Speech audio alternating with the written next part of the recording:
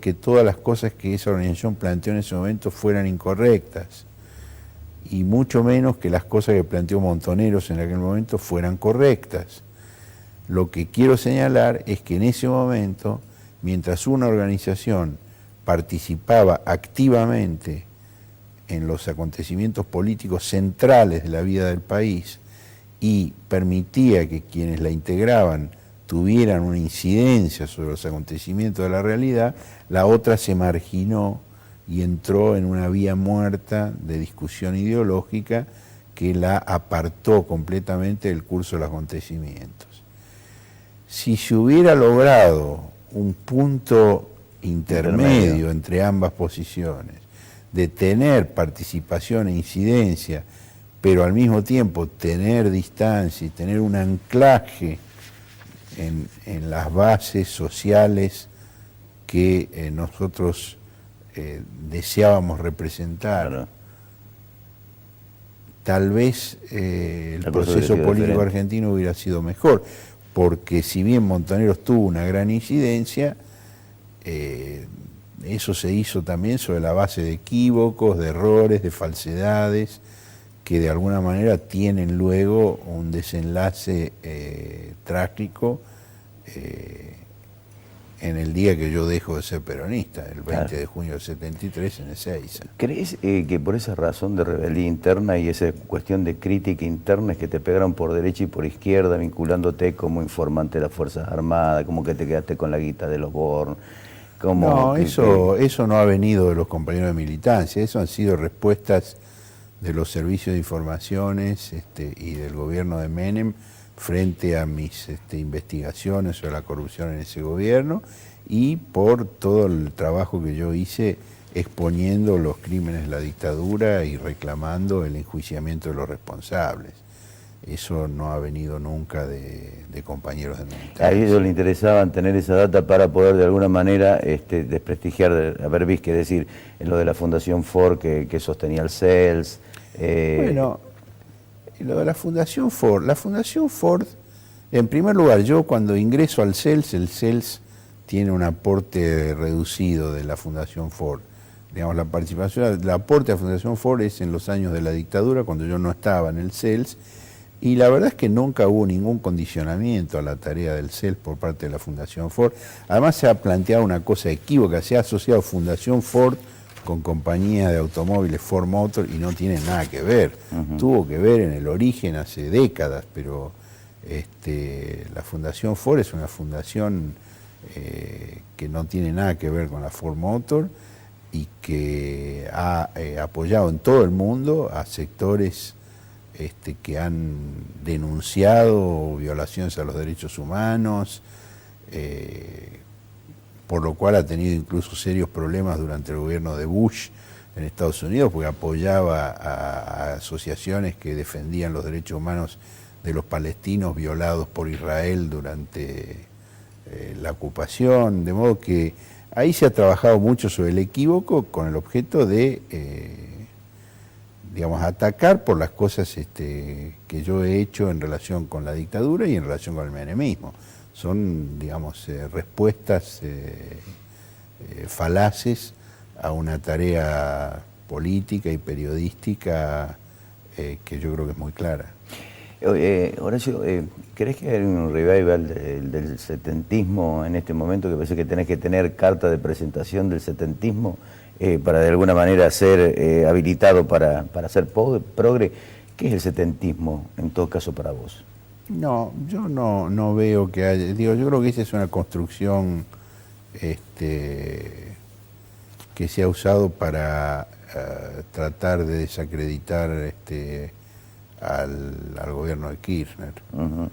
Pero digo, el setentismo ocurrió en el 70, no ocurre ni en el 2000, ni en el 2003, ni en el 2009. Es una atribución que no creo con el gobierno ni fuera del gobierno que esté planteando las mismas consignas del 70, ni los mismos métodos, ni los mismos objetivos, ni las mismas alianzas, ni el contexto ideológico.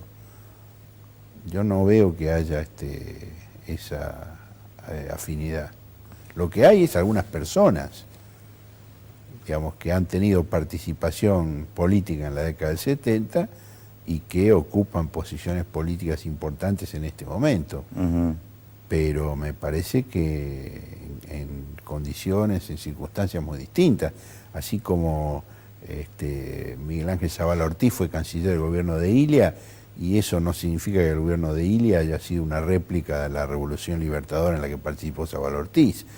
Son personas que se repiten en contextos distintos y con políticas distintas, ¿no?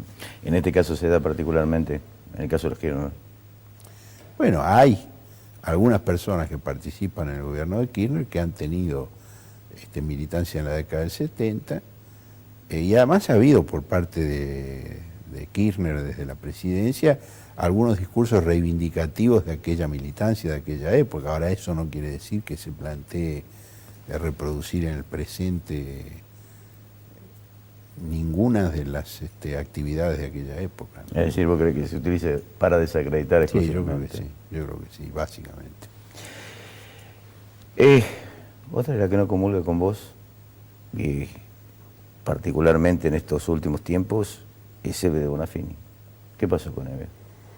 No, yo he estado con Eve hace pocos días, muy cordialmente. Tuvimos una discrepancia específica sobre un tema concreto. El 11S. Digamos, ella celebró, brindó por los atentados del 11 de septiembre de 2001 contra las Torres Gemelas, y yo la critiqué por eso, no estoy de acuerdo con eso. Yo sospecho que ella misma hoy no está de acuerdo con su propia posición de entonces, porque, digamos, lo que yo dije entonces y lo que veía entonces es que ese episodio era muy útil a los efectos de montar todo un aparato represivo internacional, y que eso no era de ninguna manera un golpe revolucionario contra el imperialismo, sino por el contrario, un fantástico pretexto para que se llevara la represión a escala internacional, y que era un grave error comparar a una organización misteriosa, desconocida, hasta el día de hoy misteriosa y desconocida, como Al-Qaeda, con la militancia revolucionaria argentina de la década del 70. A mí me parecía que eso era incluso ofensivo para quienes participaron en la lucha política argentina de esa época, comparar con Al-Qaeda y con Bin Laden. Pero yo no he tenido luego de eso otros conflictos con ella, y por eso te digo, hace pocos días he estado con ella conversando muy cordialmente.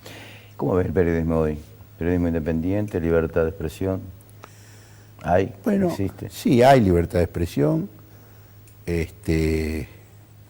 hay periodismo independiente, hay pluralidad de voces, pero hay también una gran concentración, y hay los medios más importantes empeñados en una política muy dura de demolición del gobierno nacional, en algunos casos con datos, con investigaciones respetables, que forman parte del oficio en buena ley, y por otro lado con tergiversaciones, con magnificaciones, y sobre todo una política editorial de hostilidad, de malinterpretación permanente, digamos, de crear un clima adverso,